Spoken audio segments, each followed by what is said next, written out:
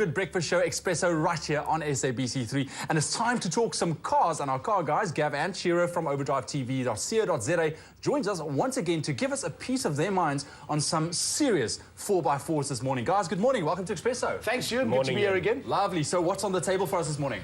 Okay, we're going to kick it off with the Range Rover Diesel. Yeah. Now I think not only is this the most luxurious car I've driven, but I think it's also one of the safest.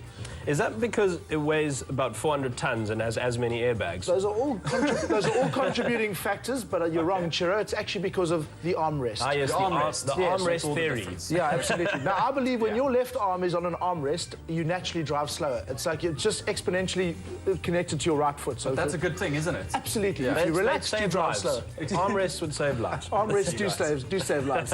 Now, the thing, if you do want to get a move on in the Range Rover, it's got this phenomenal turbo diesel V8 engine, and it really gets moving. It doesn't handle brilliantly, but you don't need it to handle brilliantly. It's just a brilliantly smooth car, and it's powerful, but it also doesn't use as much fuel as the petrol, which we tested a few weeks ago. Yeah, we spoke about that here, and unless your surname is Royal Dutch Shell, you should buy the diesel. You definitely the petrol will should. drink you out of house and home. Nice. So it's nice, fuel efficient for a big car like that. Yeah, best of both worlds. It's all the car you need. I could talk about it for hours, but we do have time issues, so we have to move on. Yeah. Now, you in the very same company can also sell you a 4x4, which is literally the polar opposite of the big Range Rover. Yeah. It's called the Land Rover Defender 110. Can I just stop you there? That's one of my favorite 4x4s. Just so you know. Yeah. Well, we've obviously got good news and bad news. Yeah. Just so you guys know. But carry on. Okay, right. Yeah. Now, I think the 110 refers to its top speed, but you're not far off. I think it's about the maximum it can get to. But it's more to do with the length, actually. Yes, absolutely. Now, Chiro and I racked our brains to think of another automobile manufacturer that makes two cars in the same segment that are so completely different, the Range Rover and the Land Rover. That's a good point. I mean, the Land Rover is so rugged. It feels unbreakable. And I mean, it's designed so that you can wash it with a hose on the outside and on the inside, you know? And you wouldn't have a problem throwing the results of your hunting trip in the boots, you know? Whereas I think in the Range Rover, the only dead animals that have been inside it are the ones that women going to the opera have been wearing. not that we advocate real fur or anything, but yeah.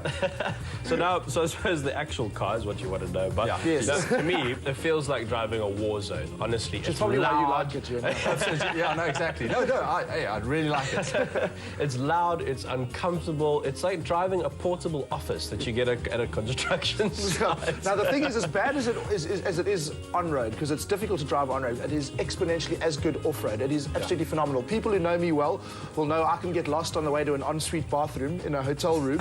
So I got lost in the Land Rover and ended up doing some pretty serious off-roading, and it's unstoppable. You feel like the thing's made of granite. You feel like you can pretty much drive over anything. They are phenomenal off-road. They are. I mean, that's what they're designed for. They're very agricultural, but they are absolutely in a class of their own off-road. That's the thing. I mean, you can build 4x4s these days to be biased for on-road work, and most of them are, because the worst thing they face is a bad show at the theatre, you know? But the Landy is unashamedly off-road biased, and I respect that. I don't like it very much, but I respect it. We're not outdoors types like you. And let's not go into the aerodynamics of it at all. No, absolutely. Go there. I know government buildings that are more aerodynamic. But anyway, and then if we cross over to the other side of the Atlantic, let's see what the Americans are doing in the luxury 4x4 segment. Yes, exactly. Now, the Jeep Grand Cherokee. It was tasked with almost rescuing this company. Chrysler, who owns Jeep, were bankrupt. Again. Barack Obama actually owns most of it. And it's really worked. They can't make these things fast enough. Yeah, now the Americans don't do luxury necessarily like the Range Rover. The Range Rover does luxury. The Americans just do comfort. So this is honestly one of the most comfortable cars we've driven. And honestly, I was told by someone who bought the old Jeep Grand Cherokee that he sat in the front seat and he bought it based entirely on how comfortable he was. Imagine being the salesman that day. Imagine being the salesman that day. The guy sat in it, liked it, he bought it. Unbelievable. And it's also very pawerful. It's got the 5.7 litre Hemi V8, which is the hemispherical cylinder heads. I'm not quite sure what this means, but I know it produces a whole wall of power. I think it just sounds cool. Yeah, exactly. It's a Hemi. It's a Hemi. Hemi is just American for more power. That's what it means.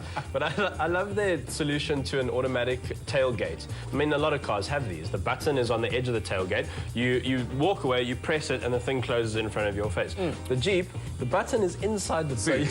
So you lean in, you press it, and then it beeps at you while you run away. Luckily, the tailgate doesn't snap shut quickly. But it gives a warning at least. Yeah, it gives you a fair warning. warning. It tells you, look, I'm coming. But luckily, it accelerates as quickly as the Land Rover, so you've got time to get out of the way. Now, yeah, I think it's a great car, but it's very handsome. Between the Range Rover and the Cherokee, they're kind of competitors, and we would both say definitely the Range Rover until we found out that it's half the price. Yeah, really? Literally half the price. The Range 1.25 million. Yeah. The Jeep Grand Cherokee 630. Really? So no wonder they're sitting like hotcakes. We don't think that it's twice the value in the Range Rover. We really don't. Because they're almost on par. Yeah, well, exactly. I think off-road it might be a difference. I mean, Jeep's got this wonderful quadra-drive system that actually works similarly to the Range Rover. You basically look out the window, see what terrain you want to drive over or through, and you adjust the knob. It's got snow, it's got gravel, it's got all the different settings. So very similar systems. I unfortunately didn't take the Jeep off-road of the three. It's the only one I didn't. But yeah, it's on-road. It's almost as good as the Range Rover. Of course, not having the air suspension that the Range Rover does. Probably not quite as comfortable. The Yank in me wants the Jeep. Yeah. And Chiro got rid of his moustache. If he had his moustache on today, he would have been all about the Jeep. Yeah. Guys, thank you so much for joining us and for the insight on the 4x4s. I know there's a lot of guys there that are 4x4 enthusiasts, so let us know on Facebook which of the three do you prefer, the Land Rover Defender, the Jeep, or even the Range Rover. And also follow these guys on Twitter at Overdrive TV and see what they get up to. Right now, over to... Stay with Expresso and SABC3.